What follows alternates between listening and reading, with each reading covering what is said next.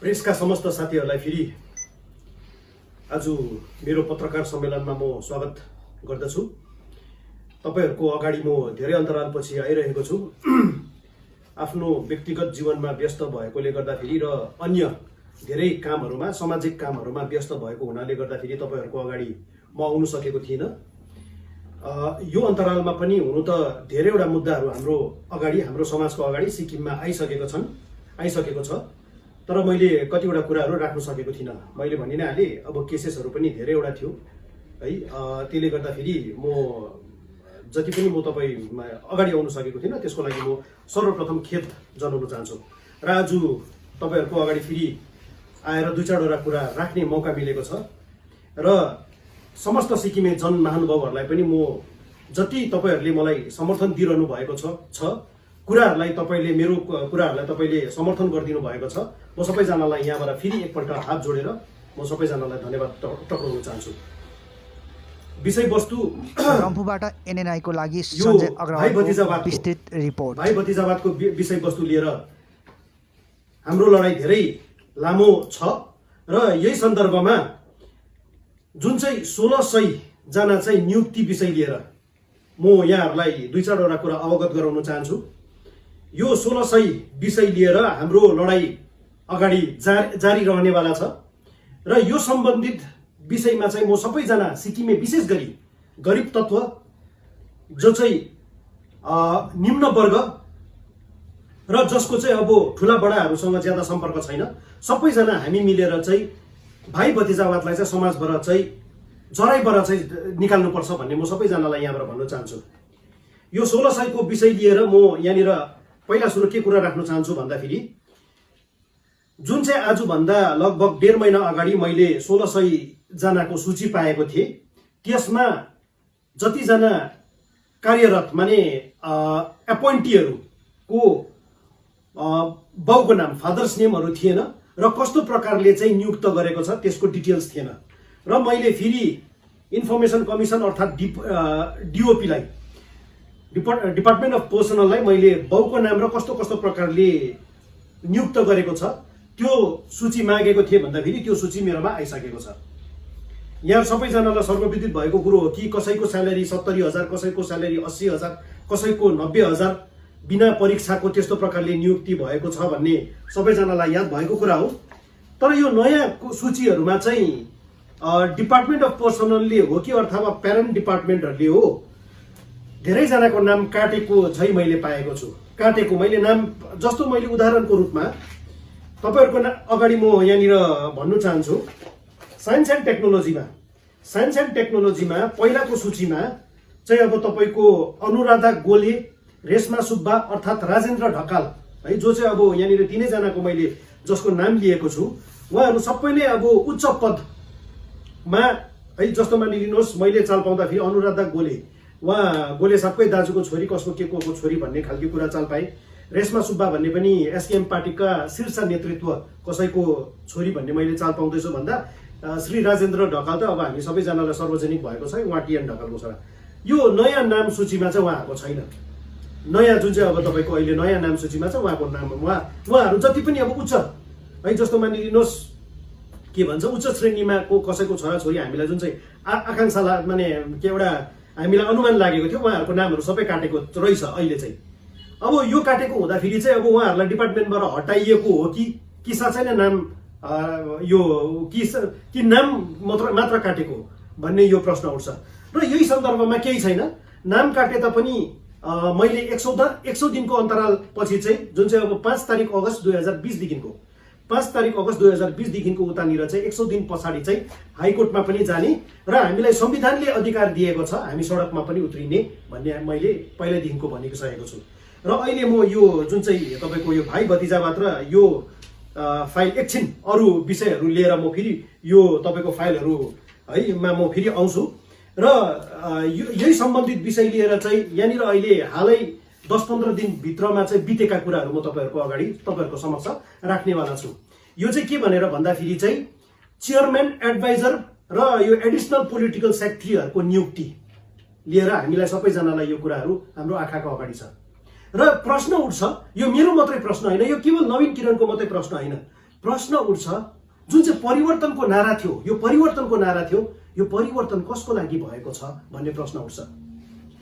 परिवर्तन जुन चाहिँ भएको छ 2019 मा कदापि यो गरिब वर्गको लागि कदापि भएको रहेन रहेछ भन्ने जुन चाहिँ सरकारको आजको गरी गराइले यो सर्वविदित भएर जाँदैछ। परिवर्तन कसको लागि भन्ने कुरा, परिवर्तनहरू हामीले यसो आँखा अलिक खोलेर हेर्दाखेरि परिवर्तन कसको लागि भएको छ भनेर सबै अब यो अब जगजाहिर छ। यो जुन चाहिँ अब तपाईँको यति धेर आजको दिनमा चाहिँ अब तपाईँको यहाँनिर पहिलाको सरकार भन्दा आज चेयरम्यान एडभाइजर पोलिटिकल सेक्रेटरीहरू धेरै मात्रामा नियुक्त भएको हामी देख्दछौँ। श्री जेकब खालिङले भन्नुहुन्थ्यो यो नियुक्ति अहिले यो के भन्छ अब चेयरम्यान एडभाइजर र पोलिटिकल सेक्रेटरीजहरूको नियुक्ति हुनुभन्दा हप्ता दिन अगाडि मात्र यत्रो धेर खर्च हामीले बचाएको छु भनेर भन्दै थियो। भन्दा चाहिँ यो चाहिँ अब जगजाहिर भएको छ कि यति धेर चेयरम्यान एडभाइजर पोलिटिकल सेक्रेटरीहरूको नियुक्तिले गर्दाखेरि चाहिँ जनताको धनराशिमा चाहिँ एउटा ठुलो एउटा धक्का पुगेको छ भन्ने म यहाँ भन्न चाहन्छु। र यहाँनिर एकातिर चाहिँ सरकारले चाहिँ चेयरम्यान एडभाइजर पोलिटिकल सेक्रेटरीहरूको नियुक्ति गर्दैछ भनेर भन्दा अर्कोतिर हामीले हेरौँ सरकारको बाचा चालक दिवस अर्थात् त्योभन्दा अगाडि दिनदेखिको चालक वर्गहरूलाई रु 5,000 रुपियाँ दिन्छ एउटा धनराशि भन्ने कुरा थियो, त्यो कहाँनिर पुगेको छ? त्यो धनराशि मैले धेरैजना चालक वर्गहरूलाई मैले सोद्धाखेरि तपाईँहरूले धनराशि पायो भनेर भन्दाखेरि हामीले पाएको छौँ भन्ने खालको कुराहरू आउँदैछ। यो कुरा छ। अर्को कुरा हामीले यहाँनिर अब हेर्नुहोस् यो कोभिडले गर्दाखेरि आर्थिक अवस्था विशेष गरी गरिब वर्गको कस्तो छ हामीलाई सबैजनालाई याद भएको कुरो छ यो। र यहाँनिर सरकारले भन्नुहुन्थ्यो हरेक पल्ट टिको लाउनु लागि साह्रो पर्छ भनेर भन्नुहुन्थ्यो गोले साहबले चुनावभन्दा अगाडि। टिको लाउनु लागि चाहिँ सापट माग्नुपर्छ गरिब वर्गले भनेर भन्नुहुन्थ्यो। भन्दाखेरि चाहिँ दसैँ आउनु आँटेको छ। अब दसैँको लागि 50,000 रुपियाँ जुन चाहिँ अब एसकेएम सरकारले बाचा गरेको थियो त्यो कहाँनिर छ, कस्तो छ, कस्तो प्रकारले यो के भन्छ 50,000 रुपियाँ प्रदान गर्ने भन्ने प्रश्न उठ्छ। अर्कोतिर हामीले हेरौँ मे जुनतिर संस्कृत टिचर्सहरूको उहाँहरूलाई बर्खास्त गरियो, त्यहाँदेखिको फेरि यो कुराहरू मुद्दा उठेर चाहिँ गभर्मेन्टले त्यतिखेर के गर्यो, अहिले वर्तमान सरकारले अगस्त 1 तारिकदेखिको चाहिँ फेरि संस्कृत टिचर्सहरूलाई चाहिँ फेरि हामी चाहिँ पूर्ण बहाली गर्छौँ भनेर भनेको थियो। तर अझै पनि मैले कहीँनिर संस्कृत टिचर्सहरूको कहीँनिर पूर्ण बहाली भएको मैले देखेको छुइनँ। कुरा आउँछ यहाँनिर संस्कृत टिचर्सहरूको पूर्ण बहालीको कहाँनिर छ भन्ने यो प्रश्न उठ्छ। अर्कोतिर कुरा गरौँ ल्याङ्ग्वेज टिचर्सहरूको जुन चाहिँ अब 2017-18 देखिको लिएर 19 मा चाहिँ उहाँहरूको इक्जाम्स भएको थियो लगभग 170-180 जनाको। उहाँहरूको जुन चाहिँ इक्जाममा खालि अफिस उहाँहरूको के भन्छ यो जोइनिङ उहाँहरूको यो भाइभा सबैको रिजल्ट डिक्लेयर गरिसकेर चाहिँ जोइनिङ अर्डर समेतमा पाउनु पर्ने थियो। उहाँहरूको त्यो रिजल्टहरू पनि अहिले थाँतीमा राखिरहेको छ। त्यो कुरोहरू कहाँनिर गएको छ भन्ने म कुरा गर्छु। यहाँनिर म मेरो अफिसमा धेरैजना आएर चाहिँ मोटर भेहिकल कन्स्टेबलको पनि त्यस्तै प्रकारको इक्जाम भएको थियो अरे भनेर मैले सुन्नुमा पाएँ र त्यसको पनि रिजल्ट निस्केको छैन, त्यसको पनि कुनै बहालीहरू भएको छैन भन्ने कुरा मैले यहाँनिर सुन्नुमा पाउँदैछु। अर्को कुरा गरौँ तपाईँको यो होमगार्डको स्यालेरीहरू। होमगार्डका हाम्रा सिक्किमका होमगार्डका जतिजना पनि अब चाकरी गर्नुहुन्छ निमित्त 9,500 मा चाहिँ उहाँहरू सबैजनाले आफ्नो घर परिवार चलाइरहनु भएको छ। उहाँहरूको स्यालेरी हाइकको फाइल चाहिँ मैले सुन्नुमा पाउँदा चाहिँ चिफ सेक्रेटरीको अफिसमा चाहिँ धेरै समयदेखिको चाहिँ अड्किरहेको छ भन्ने कुरा आउँदैछ। सरकारले भन्नुहुन्थ्यो सबसे कम्ती न्यूनतम स्यालेरी चाहिँ 20,000 हुन्छ सबैजनाको भन्ने कुरा गर्थ्यो। तर सरकार आइसक्यो, एसकेएम सरकार बनिसकेको 1.5-2 वर्ष हुनु लागिसक्यो, यो विषयहरू लिएर कहीँनिर पनि कुरा भएको छैन। अर्को कुरा गरौँ तपाईँको ओएफओजेको सम्बन्धित ओएफओजेको विषय लिएर पनि यो 1600सँग जोडेर धेरै यहाँनिर सरकारले दिग्भ्रमित गर्ने कुरा प्रयास गर्यो र ओएफओजेको सन्दर्भमा पनि मैले भनिसकेको छु 5 तारिक अगस्त 2020 मा मैले भनिसकेको छु र सबैजना ओएफओजेको साथीहरूलाई, सबैजना ओएफओजेमा काम गर्ने सबैजना इम्प्लोयरलाई म यो भन्न चाहन्छु कि सरकारले 100 दिन भित्रमा आए, एसकेएम सरकार 100 दिन भित्र आएपछि चाहिँ ओएफओजेलाई रेगुलराइज गर्छ भन्ने कुरा गरेको थियो। भन्दा चाहिँ 5 तारिक अगस्तको यो मैले जुन चाहिँ एउटा 100 दिनको यो एउटा समय काल दिएको थिएँ, 100 दिन पनि यो तपाईँको 18 तारिक नोभेम्बरमा सकिँदैछ र ओएफओजेलाई पनि चाँडैभन्दा चाँडै चाहिँ सरकारले चाहिँ कानमा तेल हालेर र मुखमा दही जमाएर चाहिँ नबसौँ भन्ने म कुरा गर्छु। यहाँनिर हामीले किन चाहिँ यो कुरा चाहिँ अब अहिले 1-1.5 महिना पछाडि म उठाउँदैछु भनेर भन्दा छ्यासै यस्तो कुराहरू गरिरहेर हामी सरकारलाई जिस्काइरहनु पनि छैन, तर हामी सिरियस छौँ र OFOJ को रेगुलराइजको विषयमा चाहिँ सरकारले चाहिँ अहिलेदेखि नै चाहिँ काम गर्नु थाल्नु भन्ने चाहिँ म सरकारलाई अपिल गर्न चाहन्छु। अर्को कुरा गरौँ एडहक टिचर्सहरूको जहिले पनि एउटा राजनीतिक मुद्दा समेतमा बनेर गएको छ। एडहक टिचर्सहरूले स्यालेरी पाएको छैन, के गरेर खाँदै होला, के गरेर बस्दै होला भन्ने सरकारलाई कहीँ चिन्ता भएको जस्तो मैले देखेको छुइनँ।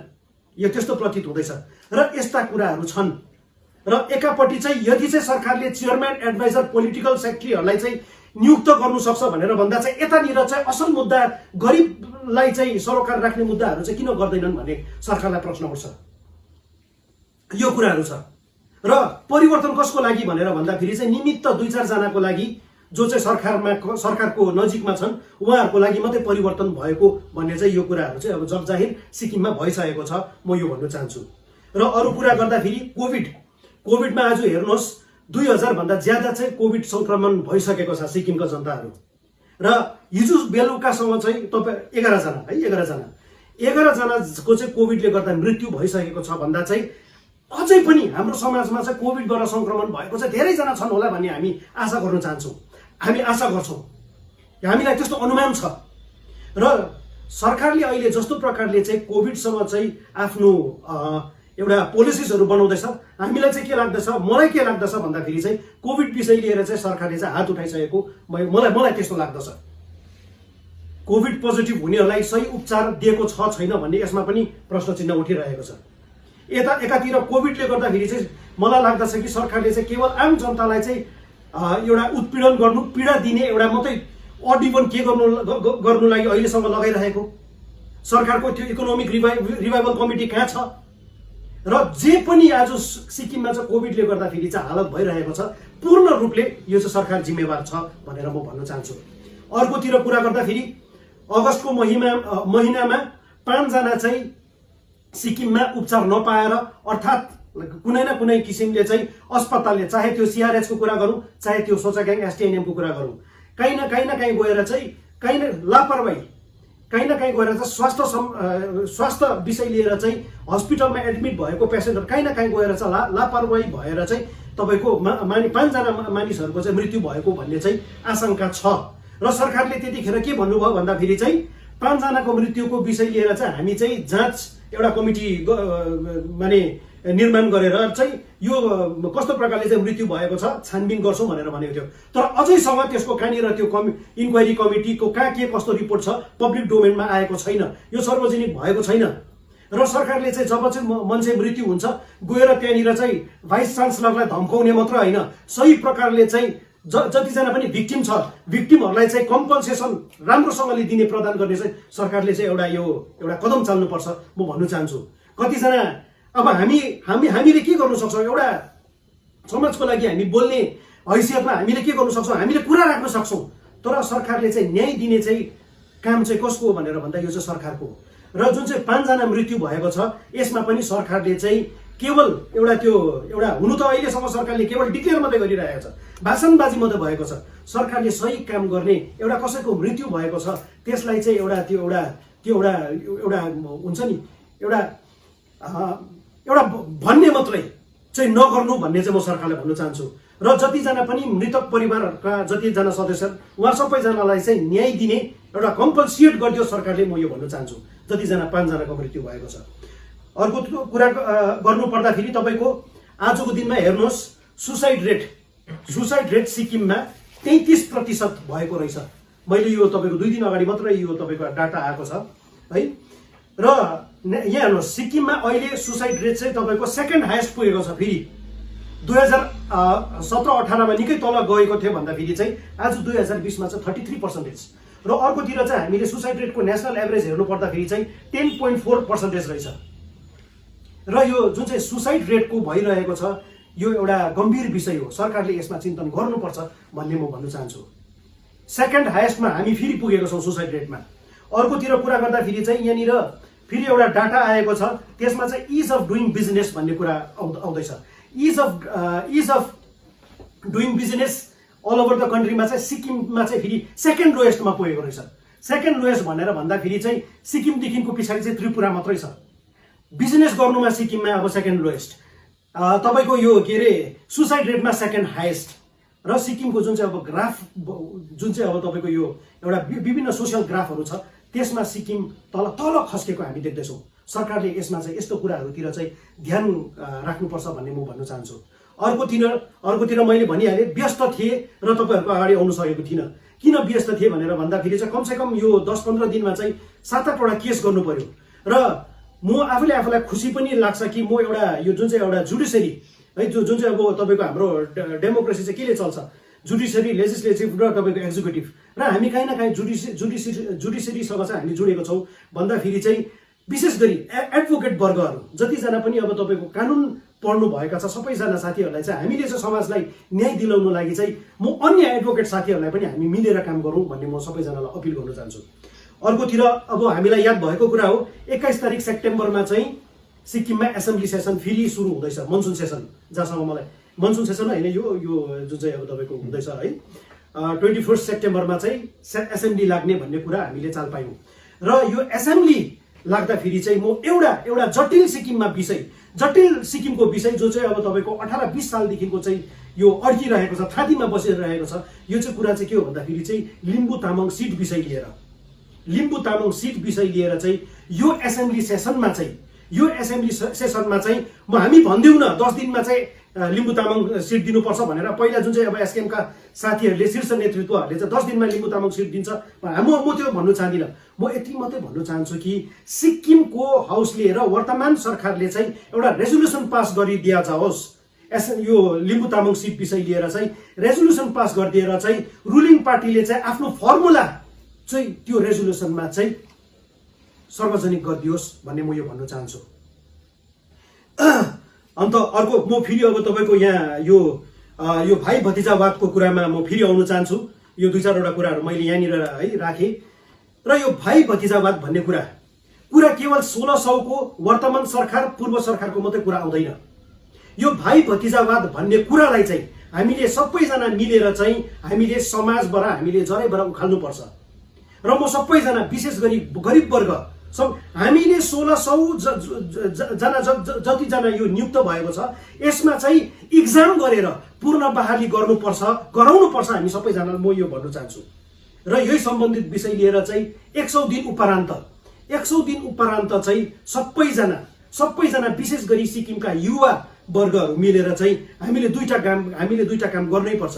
एउटा चाहिँ हामीले जुडिसियरीमा लानुपर्छ यो 1600 को नियुक्तिको विषय लिएर, जुडिसियरीमा लगेर हामी न्यायालयमा हामीले गुहार लाउनुपर्छ कि भाइ भतिजावाद चाहिँ सिक्किम आउँदो दिनदेखिको लिएर चाहिँ कुनै पनि नियुक्ति चाहिँ विदाउट एक्जामिनेसन चाहिँ हुनु पाउँदैन, कुनै परीक्षा बिना चाहिँ नियुक्ति हुनु पाउँदैन भन्ने हामीले चाहिँ काहीँ न काहीँ यो प्रेसिडेन्ट ल्याउनुपर्छ सिक्किममा।